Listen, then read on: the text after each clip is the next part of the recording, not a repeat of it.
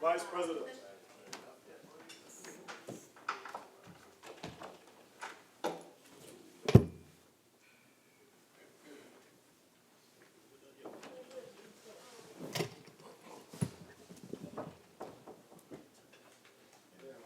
Minister of Rural Development and Local Government.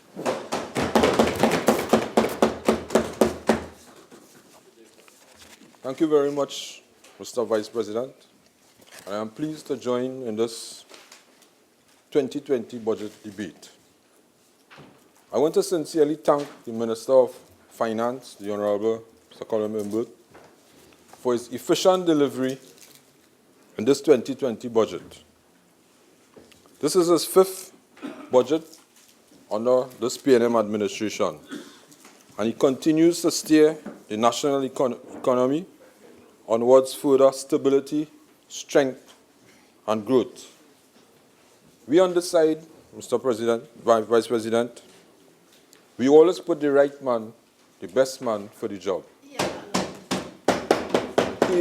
He is the best man for the job. That's right. They have taken this country out of periled waters for the last 4 years and managed to bring us to this last year to a stable economy.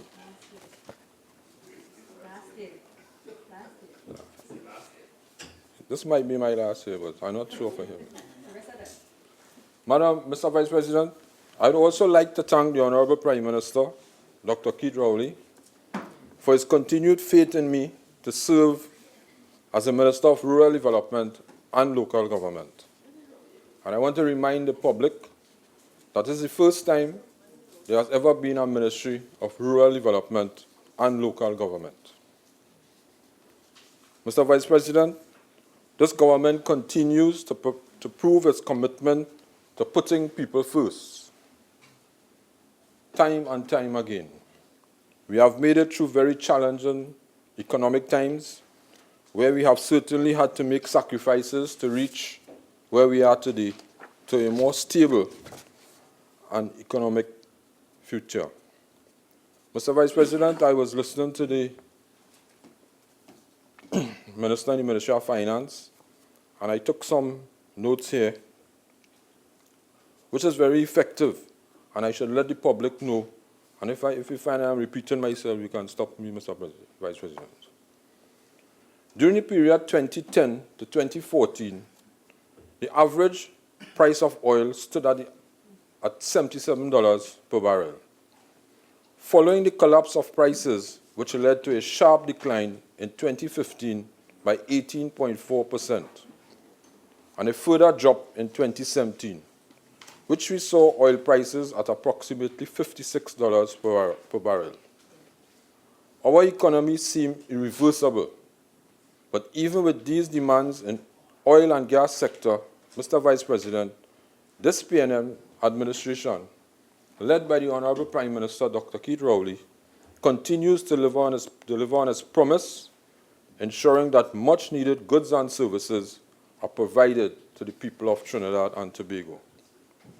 Mr. Vice President, despite the $2 billion shortfall across all ministries in fiscal 2018 to 2019, where all sectors of the government fell burden of financial constraint, we remain content and committed to serving all the citizens with the financial availabilities.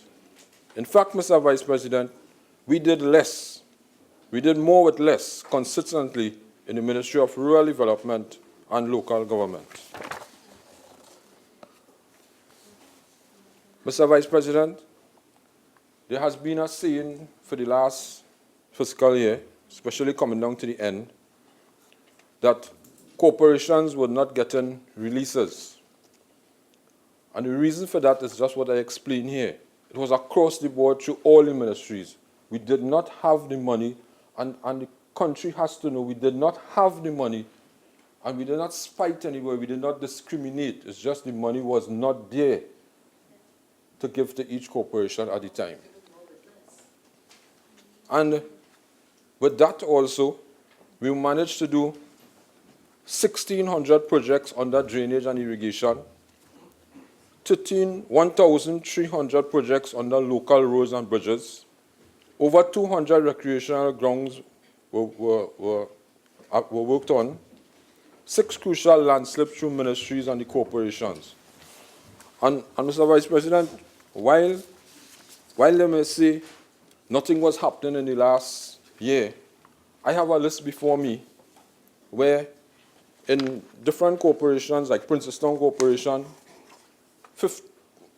38 irrigation and drainage projects were done. And I can name them, and I can name them by street, I can name the projects, and I have the facts here. So I want people to know, I don't want them to say nothing was done in the Ministry of Local Government. Things were done, irrigation was done, road works were done,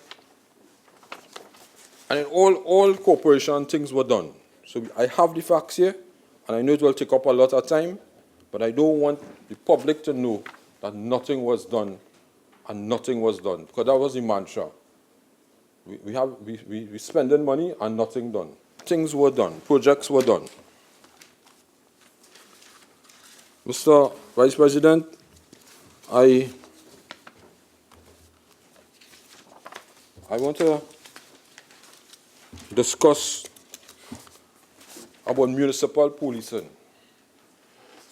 When we took office in 2015, the Prime Minister made a promise to the nation, to the country, that we will provide 100 police officers in each corporation except for Port of Spain, which will have 200.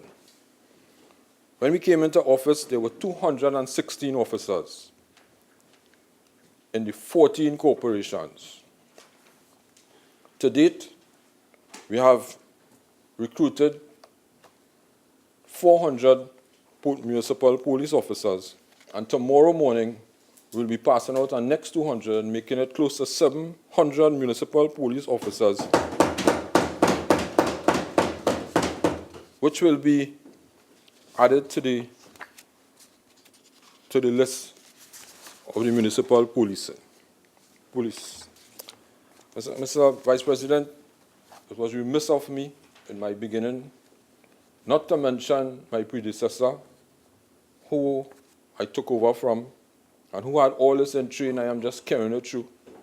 And I want to acknowledge the Minister of Energy and the former Minister of Rural Development and Local Government for the sterling work in which he did, and I have taken up the mantle. Mr. Vice President, in the Port of Spain Corporation, and I want to read the facts because people just say and think and say nothing happening and you have no police officer here. But today, we have 112 police officers in the Port of Spain Corporation, 81 in Arima, 77 in San Fernando, 76 in Point Fortin. Chaguanas have 32, Diego Martin have 27, Sawa has 29, Tunapuna 27, Cuba 29, Sandy Grande 28, and the list goes on, but is improving. And I want to add here that the majority of officers being recruited are females. And these are the facts. Some might say, I heard I was in the Standing Finance Committee in the other place, and some people don't know how much municipal police is in their corporation. So I'm bringing the facts here for you today. Local government, as we wake up in the morning, is local government. We're going to sleep as local government. You die as local government. Everything is local government. We are the corporation, which is the 14 corporations, we have cleaned 170 cemeteries. And while we might take this as a simple thing, when you go to a cemetery and you're going with your loved one to bury your loved one, you're going there and you're seeing the grass 6 feet high. Yeah, shameful. Shameful. We have made a plea, and it is happening. The corporation started to clean the cemeteries across the country. And they have a mandate because they are getting paid, they have wages, and they don't expect anybody else to clean it but them. And on that fact, Mr. Vice President, I want to say today that There's a management problem in this country. And I am seeing it categorically in the Ministry of Rural Development and Local Government within the 14 corporations. I don't want to attack anybody, but why I want to praise the administrative arm and the political arm, I want to point out that while some people work very hard, there are some people who just come there and just pass time. That is it. And they are the ones that give the whole corporation or the whole ministry a bad name. Mr. Vice President, they come to work at 7 o'clock and they leave at 9:30, 10 o'clock. They have to have a supervisor. And if the supervisor don't supervise them, some of the CEOs come to work at 1 o'clock. And I know that for a fact. And that should not be. But what example we are setting to the rest of the country. If there's one thing I want to accomplish in the Ministry of Rural Development, is to have productivity. And if I accomplish that, hiring the police and putting up street signs and taking down dilapidated buildings and removing our derelict vehicles and so on, that will continue. But you see the productivity part of it? If I could accomplish that, and I'm working on that for this last year, I think I would have achieved everything I want. We simple things like removing our garbage. For last year, we removed 104 tons of household garbage, 200,000 loads of bulk waste. Approximately 2/3 of the drainage and water courses were cleared because we at the local government level are responsible for minor drains and water courses to be cleaned. The bigger drains and rivers is for the Ministry of Works. We have started a whole of corporation approach, which if there's a problem in Tunapuna and they don't have the equipment and they need help, as we saw in the last flood, Penal DB Corporation came and they assisted, and it went down very well. Everybody appreciated. The workers were happy to come from Penal DB into Tunapuna, and likewise from Port Spain, they went to help Sandy Grande. So we are using a whole of a corporation approach, and this will help the 14 corporations. Some mightn't have a backhoe or excavator, some might have, and this will help. Because we don't have the money, let's face the fact, we don't have the money that we had before, and we have to face this fact. Mr. Vice President, the banning of styrofoam and plastics, I welcome this. I applaud the government for making this happen from the 1st of January 2020. And I saw we started right here in the chamber where there are no more plastic bottles. And I applaud the Madam President and the personnel here for ensuring that happen. Mr. Vice President, I want to bring to the attention something very serious here. It's not a bomb, another bombshell, because this is a place there's drop bombs in this chamber, whether it's here or whether it's in other place. But what I want to say, I have experienced something. Illegal dumping is a very serious thing in our society today. I have been throughout the length and breadth of this country, in the floods, just visiting corporations, whether it's in Barapore, whether it's in Sandy Grande, whether it's in Digo Martin. I have been throughout this country. I am a man on the ground, and I consider myself to be a man of the people. The corporations work very hard. The police officers work very hard. And we caught somebody dumping recently. We had the facts. They went to court. The charge was 4,000 or 6 months imprisonment. When the person went to court, he got a discount. He was charged $1,000. I mean, we can't continue like that. Because we are looking to solve this problem throughout the country. And you go into court and get charged, but it's even worse now what I'm going to tell you. This week, early this week or last week, a corporation in this country was found dumping 6 or 8 loads of household garbage in a particular area. They were caught. Yeah, a corporation. We supposed to be setting the example. They were caught. They went to court today. The charge was, I think it was 8,000. They pleaded guilty. And you know what happened? They let them off, correct. They were being lenient to them. So what example we are setting for the rest of this country? We are telling them not to throw garbage into the rivers, don't throw any fridges and stoves and whatnot. And we going out of the way, the police, the municipal police, the officers of the various corporations. And when you catch them in the act, and you charge them, or you carry them to court, one gets a discount, and one was let off being lenient. It's a big question to ask. But I will not give up. I am going to take a note to the cabinet where we're going to raise the fee from 4,000 to 15,000. Not enough.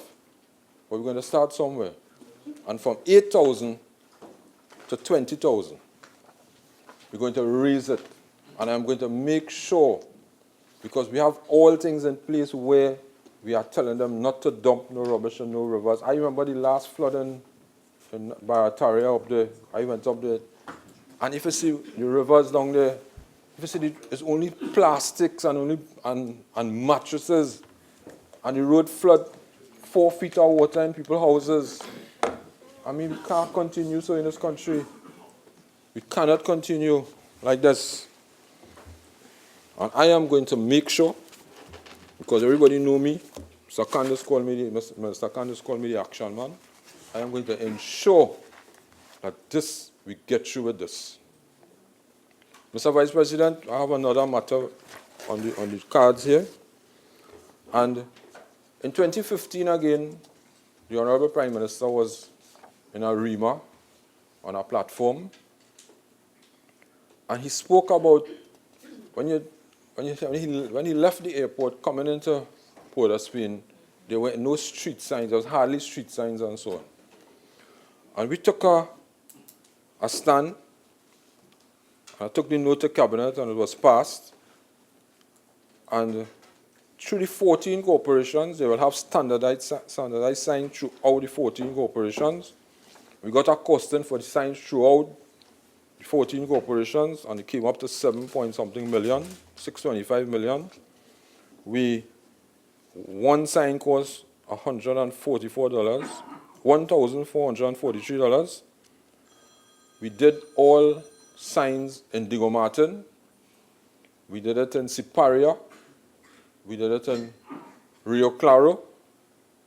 And we are going to Sandy Grande next. So while some might say nothing is happening in the country, I could assure you in local government, things are happening.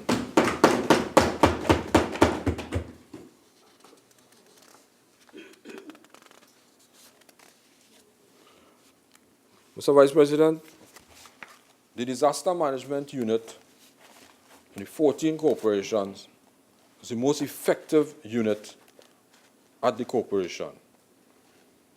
We are the first responders for anything that happens, whether it's flood, whether the kind of volcanoes, because we had an incident with Piparo about a month ago. Everything that happened, we are the first responders. And you all, the whole country could testify to it, that the corporations are well equipped and well able to manage the disasters throughout the country. I have been out there with them, and I want to compliment the disaster management unit at head office, headed by Mr. Jerry David, and the disaster management unit at the 14 corporations. And they really assist the people of this country, whether they use dinghies, and you know what, they train people now to do, to help when they need help concerning the house flood out and so on. They go down there and they go with the dinghies and they go with the trucks and so on and bring out people there. We have shelters and so on. So I want to compliment the disaster management unit of the corporation, and they are training people. They do search training. They have an early warning flood system organized, and I want to say they're doing a fantastic job. Mr. Vice President, one thing for sure that we are going to accomplish is local government reform. It started under Mr. Khan and Minister Khan. He went through the length and breadth of this country. He had consultations. The people felt happy. They were obligated. They wanted to be part of this reform. I took over from him because it was easy for me when he left, because it's just a template to follow. And local government reform is a must in this country. Most people know I have worked in this government, in local government, for almost 40 years. I could safely say I am local government, and local government is me. Because I have worked as a checker from 1977 in our corporation. I have worked through most of the departments in the corporation. And then from there, I work in the garbage collection section, I work in the sanitation, I work in the engineering department, I work in most of the departments. And then I was asked to become a councillor under late Prime Minister Sir Patrick Manning in 2003. I served as a councillor, and then from there, I met a gentleman by the name of Dr. Keith Rowley in 2010. I didn't know him before, and I could tell you something. People say Dr. Rowley is my friend. Leaders don't need friends. Leaders need people who could get the job done. It's a fact. They need people who could get the job done. We don't want anybody who's wasting. Look at Mr. Khan. He left, Mr. Minister Khan. He left the Ministry of Local Government and he's doing wonders in the Ministry of Energy.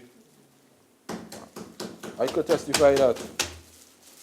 So under local government reform, there are 10 pillars: security of funding, executive authority, new responsibilities, local contractors, more effective municipal police, disaster management, civil society, and regional development plans.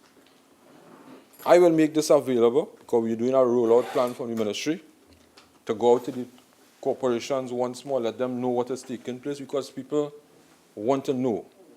But one thing I want to raise here today is the security of funding. And each corporation will be responsible for collecting their own taxes, which is residential taxes. So they won't have to come and beg and ask for money for projects and so on. They will be able to raise their taxes, and simple things like small drains, and like I was watching television some night, it was on somewhere in Hoover or somewhere up on that side, a bridge was damaged. It affected about 20 residents. They don't have to go to central government for that. They could raise their own money and fix that to help the 20 people who live in that area. So some people might not want property tax, but this you have to raise your own funding, and the only way to raise the funding is to have the property tax. Right? So we will get it done, and most of the councillors I talked to, and I remember I could say safely when the Prime Minister was sworn in as the Prime Minister, I heard him talking on television. And he said he's the Prime Minister for the whole country, although he went up on a P&M ticket and he won on a P&M ticket. But he said he's the Prime Minister for the whole country. And when I came, the Minister of Rural Development and Local Government, in my mind, I said I'm going to be the Minister of Rural Development and Local Government Minister for the 14 corporations, which is the whole country. I would not discriminate whether it's a UNC-controlled corporation or a P&M-controlled corporation. And there's no corporation could say I discriminate to them. None. They could meet me on the pavement outside and tell me that. No, well, I can't say meet them on... Right, yeah, pavement report, right? Yeah. Right. And nobody could say I discriminate to them. I have a relationship with them, and they have a relationship, because I build that relationship. Now the election bell has rung. So, it will be a different thing now. I am going into election mode, I'll be in my red, and we'll be fighting each other, and when we win the election, then I'll be the Minister for all again. But you all keep asking for election. You got the election now, and we will be fighting the election, and we will win the election.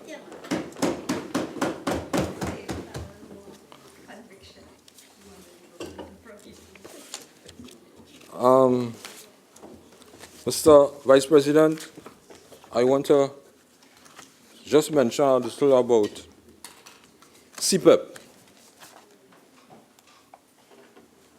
Mr. Vice President, when I went in the ministry, CPEP was the responsibility under the Ministry of Local Government, Rural Development and Local Government. Because I don't go across the place saying I'm a minister for this and minister for that. I tell people I'm working at the ministry because it's a temporary office I have. Right? When we went in there, we met a health sector debt of $148 million that we inherited, which was for 34 health centers that was done under the previous administration. Today, I am pleased to announce that we brought in a quantity surveyor, and 13 of the 34 contractors have settled to the tune of $18.879,579.10 million. So we have saved this country $48 billion so far. Five of the contractors is before the court. Mr. Vice President, somebody told me something last week, and it hit me, it dawned on me. You all know the kind of work that CPEP does in this country? CPEP does work beyond anything in this country for the lowest pay. I drive through this country because I visit all the corporations. They come out to work at 6 o'clock. These are single mothers, retirees, people who have children who you can't maintain the children. And I admire these people so much. And I have a passion and love for these people so much. And when they got that 15% increase, and which was the minimum wage of $17.50, I was so happy for them. And if you go around the country and you talk to these people, these ladies and these men, and know how passionate they are about cleaning this country, because somebody have to clean this country, you know. Everybody can't be politicians and lawyers and doctors and engineers, you know. Somebody have to clean. I started off cleaning Mr. Patrick Manning's office. That is where I started off. In 1971, I started to clean. I was a cleaner, and I still clean up the whole country.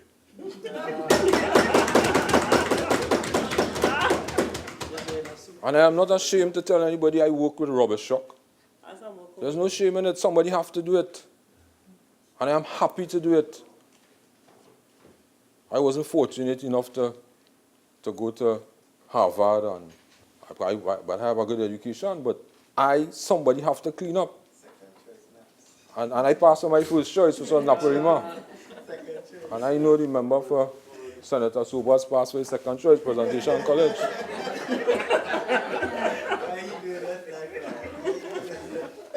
So, Mr. President, Vice President, I am happy for the CPEP workers, and I want to say, just imagine, right? For 1 week CPEP don't work. What will happen in this country? For 1 week, the highways, the byways, the schools, the churches, because they're clean. They don't question nobody. And there are people you could talk to. I going up Lady Young Road last week, going to a cabinet meeting, and I stop and I come out my vehicle, and I just meet about 25 or 30 of them on the road. And they're so happy to see me. And they come out and they hug me up and bawling, yeah, and they're taking pictures of me, and a little nobody like me, and they treat me like I am somebody. Because these people are special, and we have to respect them and love them. And I applaud this government, I applaud the Minister Imbert for, giving these people the increase that they deserve. Mr. Vice President, I could talk a lot on it because I know everything in local government. I know everything in local government. But I want to say, Mr. Vice President, in closing, I would like to encourage all members of the viewing and listening public to aim high, always remain humble, always remember that anyone could reach where I reach. Anybody. It doesn't matter where you come from. It doesn't matter nothing like that. You could reach where I reach. I was a mayor. I became a minister. I was a councillor. I was a laborer. So once you determine, you work hard, you be honest, you talk nice to people, treat people good. That's the key to life, You treat people good. You can't rough up nobody and expect to get anything done. You can't. You'll reach nowhere. I just get rough up from some people on the opposite side. And the same people just rough me up. No, not all. And the same people who rough me up just call me and say, I want this door. And I don't even hesitate, I just do it. Right. So I want to say that anybody could reach where I am, and I want to encourage people who work in the corporations, people who work in the Ministry of Agriculture, aim for the stars. I always like to push young people.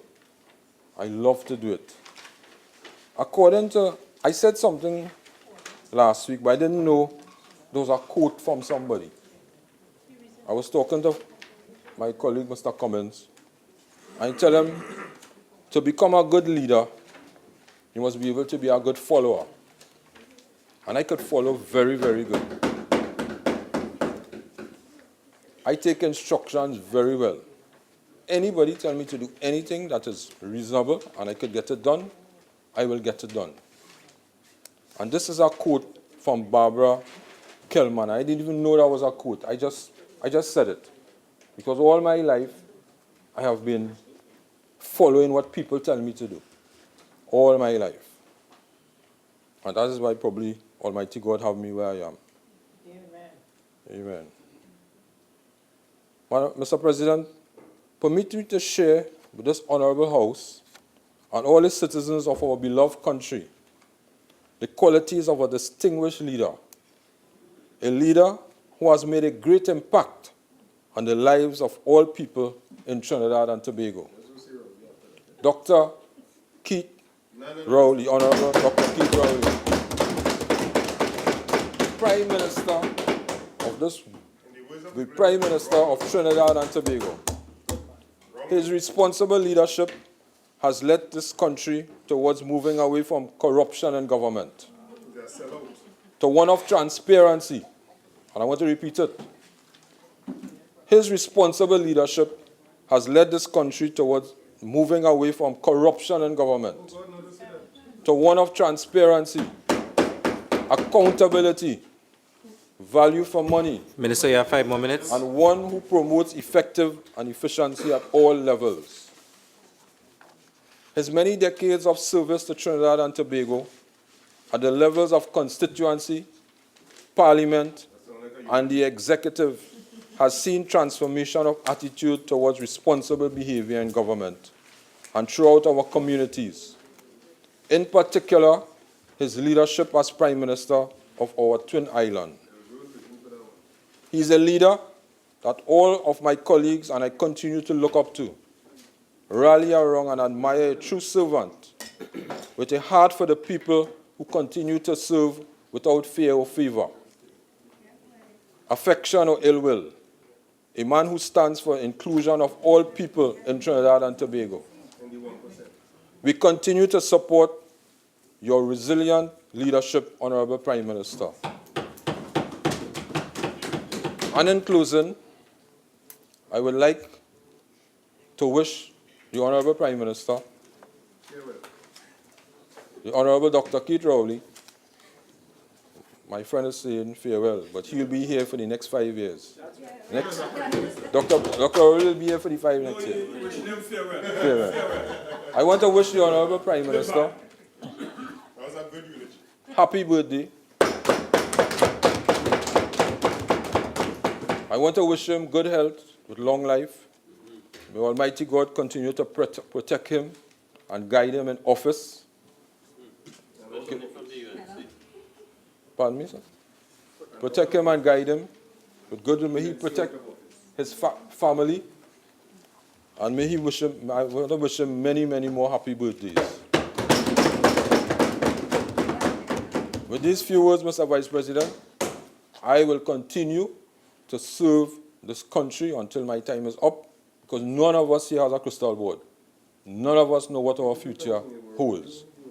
And while I don't have a crystal ball, I could see the PNM winning the local election. And the next general election. Mr. Vice President, Very good prediction. Mr. Vice President, my colleague, my friend on the next side, Mr. Senator Mark, as I said, always call for elections. And elections is here. We will have a clean and fair fight, and we will win the next local election and general election.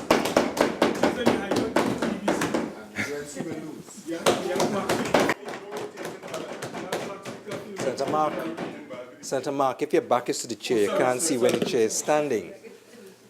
Minister, you've ended? Okay. Yeah, you've ended the contribution. Yeah, I'm happy to serve, and I'll continue to serve this country.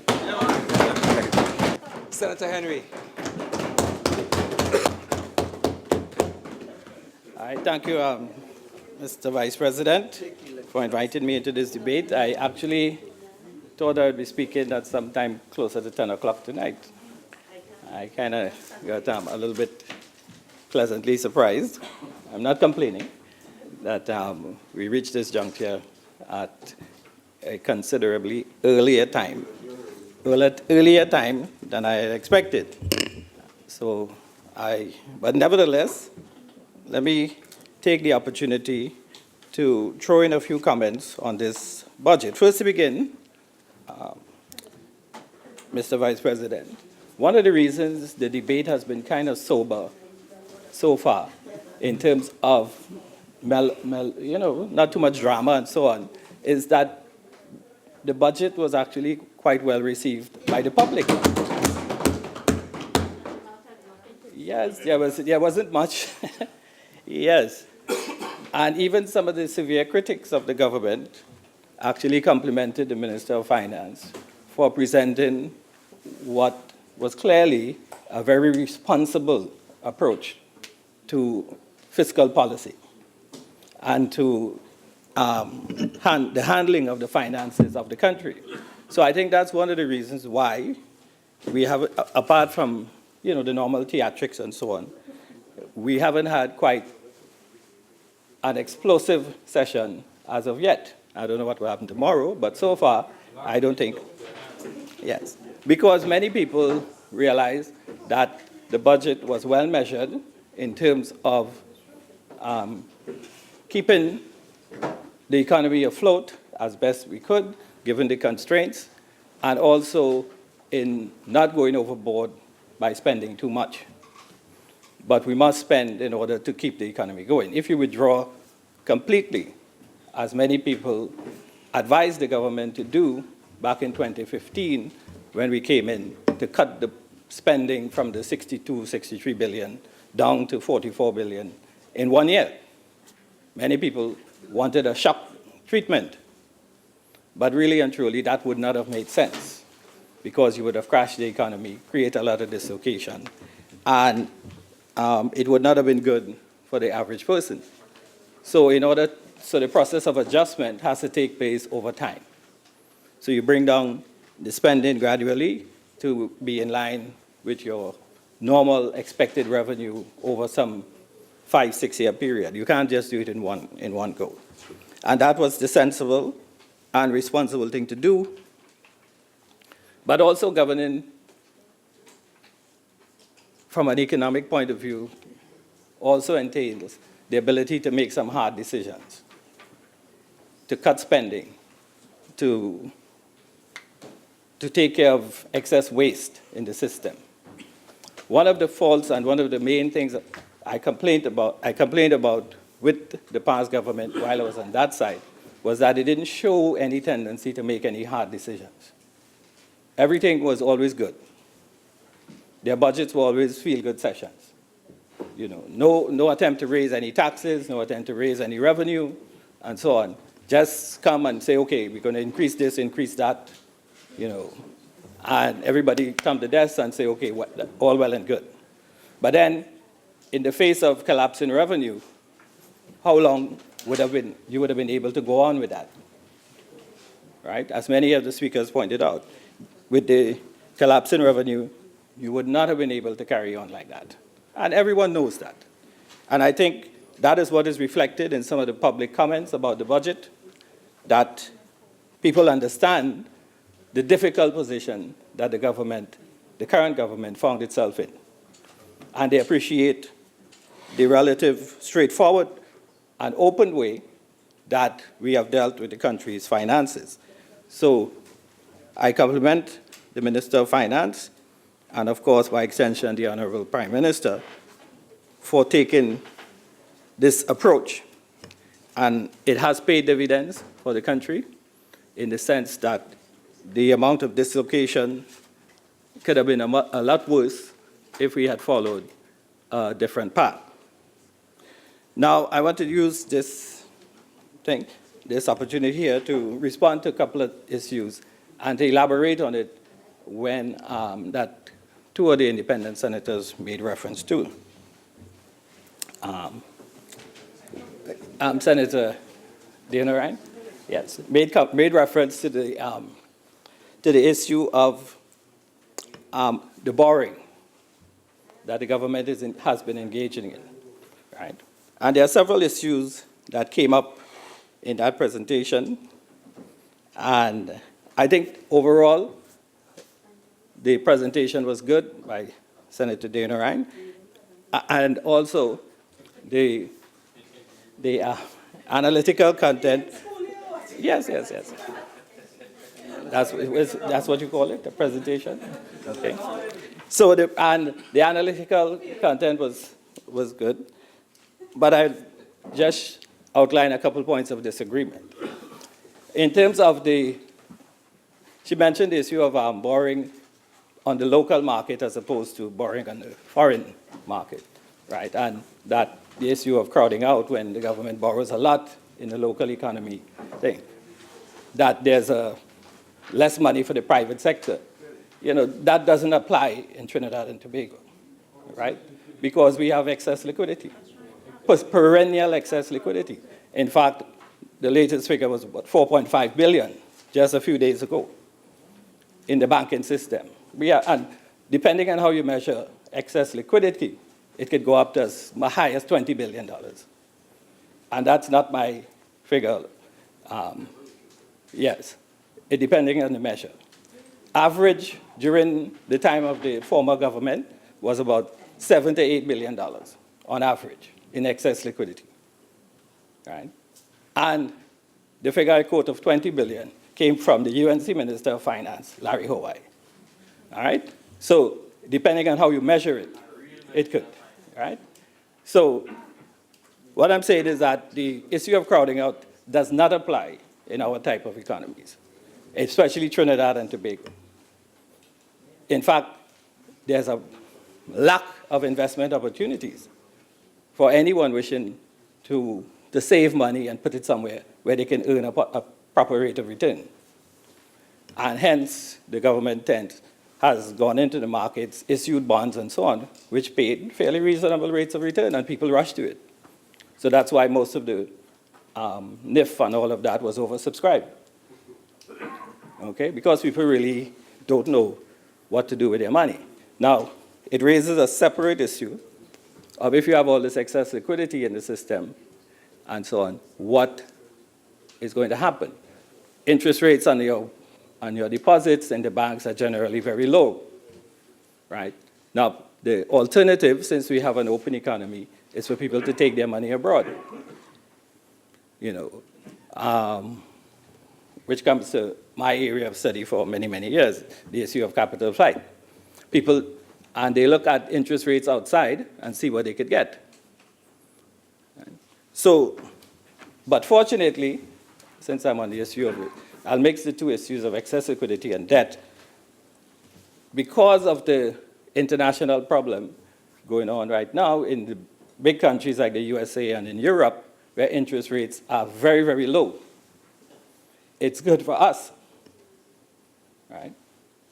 Historically, very, very low interest rates are taking place right now. And that is good for us for two reasons.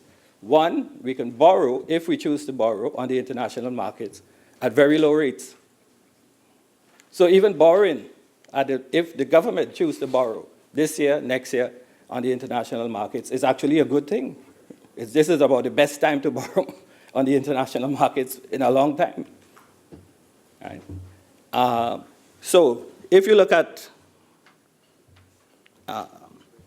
just to give you an idea of what I'm talking about internationally, the 10-year government bond yields, this is from Bloomberg, United States 1.76%, Canada 1.5%, Brazil, as emerging economies, their rates are higher, 6.52%.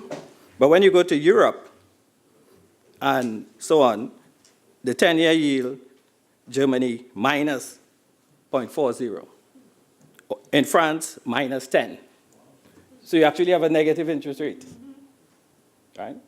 So this is the reality of what is happening in the global economy in terms of that. Now, what that is causing is big investors in the large countries, some of those countries, looking for positive return. So they are flooding to emerging markets, right? So they rush to emerging markets, and they're willing to lend governments like ours lots of money. Right? I'm sure there are lots of proposals coming in all the time. We can lend you money for this, we can lend you money for that, and so on. And in fact, it also creates an opportunity for refinancing. You could borrow at these low rates and refinance older debt from the 80s, 90s, and so on, which would taken out at interest rates 7, 8, 9, sometimes as high as 11%. And still on the books, and we're still paying it because they were 30-year or long-term loans. So therefore, in fact, this was being discussed at a meeting of the World Bank last week. That's how I got the idea to discuss it tonight. Okay, yes, I'm in tune. All right? And if you take the global setting, in fact, I'm also due to go to a seminar on the implications of this global financial markets right now and their impact on Latin America and the Caribbean in 2 weeks' time in Chile. So the situation presents us with a thing. Now, the government has chosen not to borrow a whole lot, even though the external interest rates are relatively good compared to historical rates, right? And that is because we want to show that we can contain ourselves and not go and increase the debt to GDP ratio too much. It stands at roughly about 63, 65%, somewhere there. And we would like to keep it within check. And that's been responsible. Given the economic difficulties that we face, it could easily be justifiable to borrow more.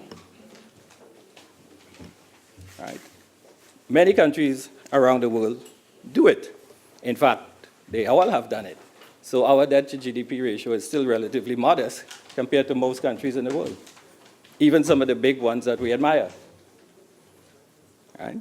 So part of it is that we're in a difficult situation with how we allocate our funds here in terms of the private sector, especially when people save. We have to afford them some type of investment instrument for them to feel that this makes sense.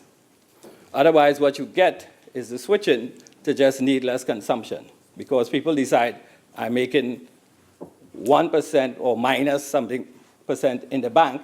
In fact, you might be even getting a negative interest rate on some of your accounts. Right?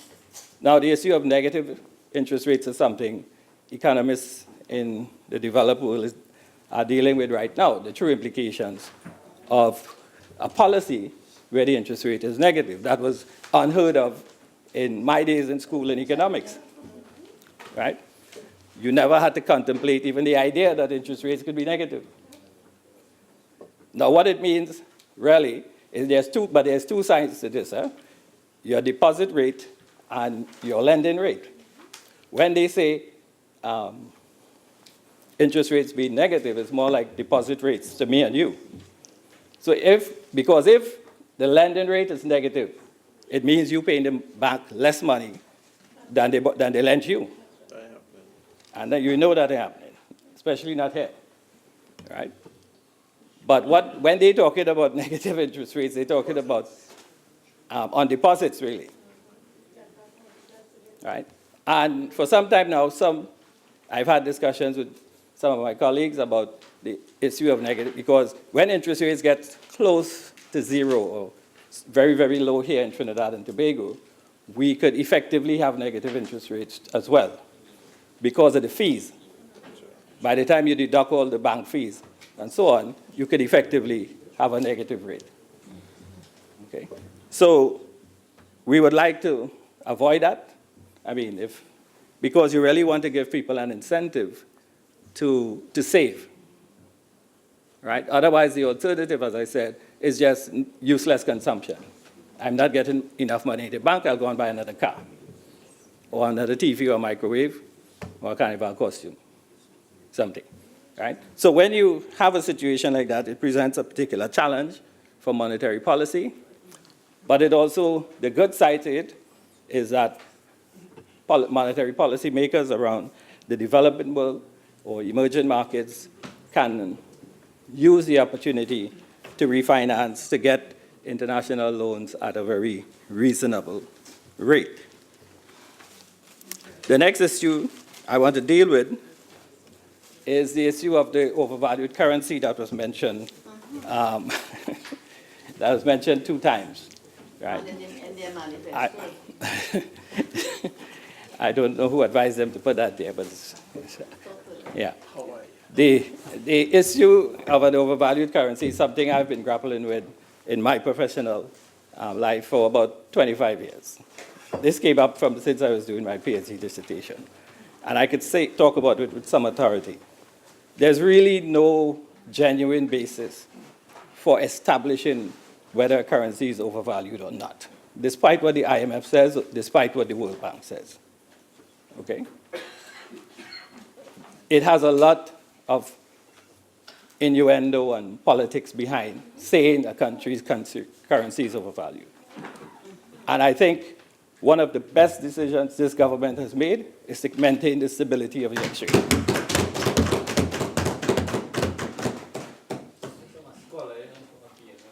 Yeah. And I have students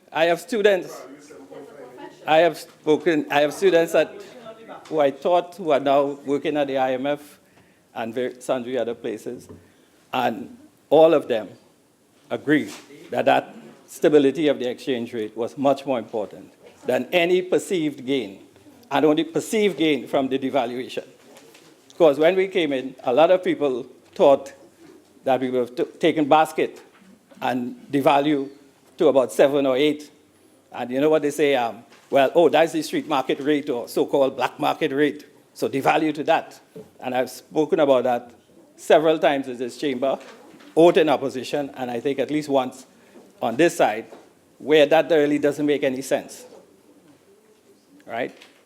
I gave the experience about being in Guyana when their currency was 10 Guyanese dollars to 1. And you could go down to a place called Wall Street and buy US, you could sell your US 33 Guyanese dollars. Right? Come back with a whole wheelbarrow. Right? Again, so the Guyanese government went and devalued to 35. The street market rate went to 60. Then a few years, they took basket again, and they devalued to 60. It went to 100. And right now, it's settled at about 205 or somewhere there, Guyanese dollars to 1 US. It didn't make any sense. It took them about 15 years to come to their senses. We didn't do that. In fact, the central bank people in Guyana tell me that they finally learned to handle it by looking at what Trinidad did. And the same in Jamaica, and so on.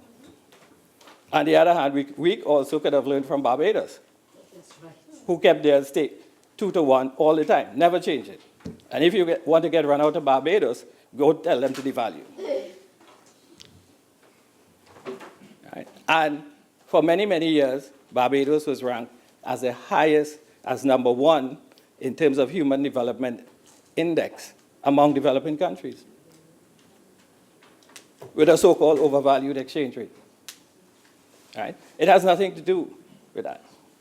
The more I travel between here, England, or America, and so on, these things are heavily politically loaded with an ulterior motive. Right? These things are generally set up like the colonial legacy to get goods cheap to residents in the developed countries, but at low prices. So they could go to Walmart and Kmart and feel nice. And for variety, you go to Target. Right?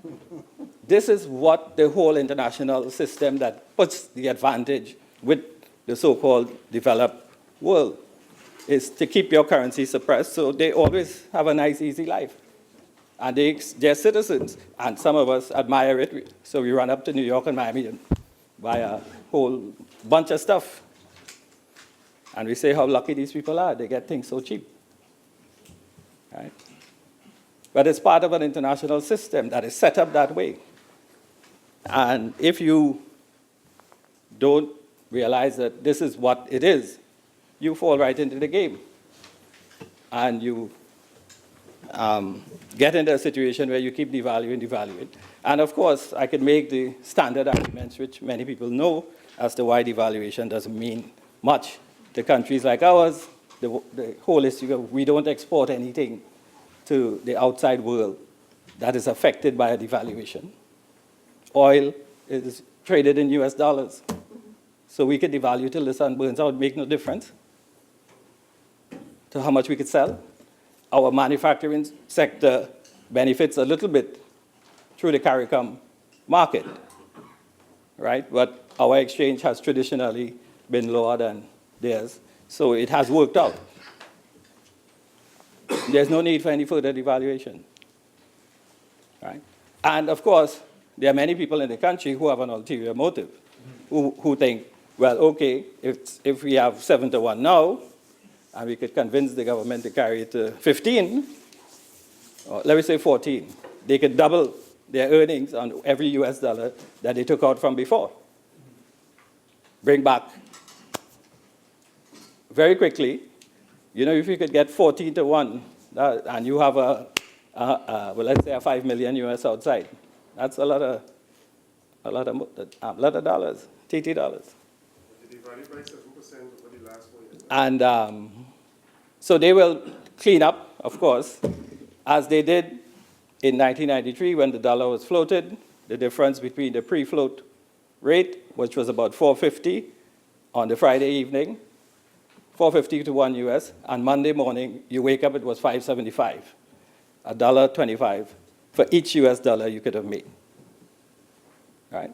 And some people really cleaned up on it. I wouldn't call names, but there are some people really made a killing on that. Right? And it's the same kind of thing they're planning for right now. They want to, yes. So I speak, businessmen come and they ask me, the few that I know, I don't know much, but I say, so when is the government going to devalue? When is the government going to devalue? And I say, well, I don't think so, don't hold your breath. And I ask them, I say, devalue to what end? Right? So that you could bring back some of your US and make plenty of money? And they say, oh, I say, yes, I know that's what you want. Okay? But I said, and then where will you go after that? You plan to migrate after you destroy the country? What's the whole end game? That you bring back your money, you make a few extra dollars, and what? And when the poor people suffering and they start to get on bad, you jump on a plane and go to Miami? Is that what you're advocating? Clearly not. So the issue of the exchange rate policy of the government, we have allowed it to slip a little bit, which is no problem. But the major devaluations that some people expected and some people are begging for. And you see, the problem with devaluation is that it becomes a self-fulfilling prophecy after a while, in many cases, if it is not handled properly. Because once you have many people calling for devaluations, it puts pressure on the system because people expect a devaluation, so they start behaving in a particular way. Good point. Right? And that creates pressure. So they start already saying, oh, we buy at 8-1, we'll buy at 10-1, the murder rate. And that further complicates issues. So if you have that, so the best way to deal with that is just like when you have hyperinflation and so on. The best way is to just make a dramatic decision and stick to it. Once you start being wishy-washy and so on, you end up in trouble. Right? And we have learned that from the experience of many developing countries who weren't strong enough in their resolve to say, we are maintaining a particular rate, and nothing you say is going to change it. That's what you need to do. Anytime they catch you waffling, you're gone through. And Guyana, Jamaica went through that. Now, despite all of the hoopla that the same stuff in the economics books about overvaluation and stuff is still there, but how come they settle at 205 in Guyana and about 100 plus in Jamaica? Right? And these people from the IMF and World Bank and so on, who preach this, I went to school with a lot of people like that. A lot of them don't know what they're talking about. Right? And you see, we have to look at our own reality and figure what is the best policy for us. Let me just quickly deal with the issue of diversification. Because as you can see, I can talk about one topic for the rest of the evening. But seriously, the problem with diversification and the people who say we need to diversify, as I've said before, it is not an easy thing to do. people act as though you could get up and diversify an economy in the morning. No, it doesn't matter. This country has had several major attempts at diversification beginning back in the 60s. And a lot of younger people don't know that. There was all that import substitution, industrialization and stuff that was tried under Eric Williams. When this country used to produce TVs and cars, assemble cars and all of that. And what happened to it? That was a bad year. Okay? There was a time when all of that was tried. And not only here, in Barbados, St. Lucia, and Jamaica. Many of you might be old enough to remember the Caribbean Basin Initiative under Ronald Reagan. That was the whole idea, to get the Caribbean to export things that they traditionally didn't export, like sugar and tourism and so on. Get them to diversify their economy. If you read the CBI documents, that's what it was about. All the ease up on the tariffs and so on was supposed to be on things that you didn't normally produce, right? To encourage a certain level of diversification. St. Lucia, Jamaica, Barbados stood out as countries in the region who tried to break away from tourism. And it all failed. Right? It lasted for a little while, it looked good, and so on. And I could go into the reasons why it failed, but it's not that easy. And it's not because they're stupid, or not because they didn't try. It's because the reality of the world economy is very, very different. You know, when Jamaica started to produce light textiles, T-shirts and so on, at a particular cost, nobody catered for China. Then China just came up, started selling the same T-shirt. You think you're selling cheap for $1, they tell you we'll give you 10 for that same dollar. How could you compete with that? And it's not because you didn't have the brains. You know, has nothing to do with your education or anything like that. That's the reality, that's competition. And the Chinese were able to do it better than anybody else because of their own reasons to outproduce everyone else in terms of textiles and light manufacturing at a very low cost. And they lick you up. Nothing to do with the people in Barbados or Jamaica, right? So very difficult. And in our country, we've had a lot of attempts now at trying to get things going.